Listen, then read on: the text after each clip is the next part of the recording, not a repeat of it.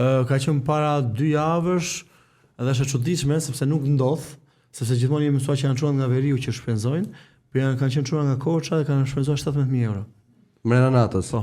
Të shpresojmë ta shohë Xhesi që bë pa manualin, që të kuptojë që ka dhe çuna nga jugu që uzojnë tek. Çka ka Korça më vëllai se gjithë çuna çuna me origjinë. Por nuk ndodh që çunat e jugut të shpenzojnë më shumë se të veriut. Mirë, ti thua tani 17.000 euro paguan ata dhe ti thua si ishte natë e fortë. Çfarë është natë e fortë? Si paguan, Jo, nuk ka rëndësi mënyra nata e fortë, është okay.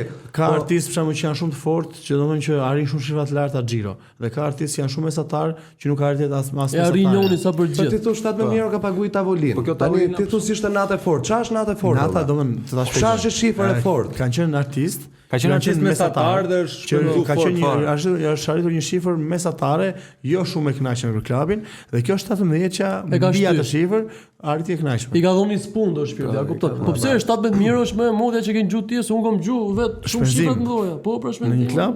Unë jam Eno, nëse nuk na keni ndjekur akoma, subscribe, follow në të gjitha platformat tona tek Andale Ala.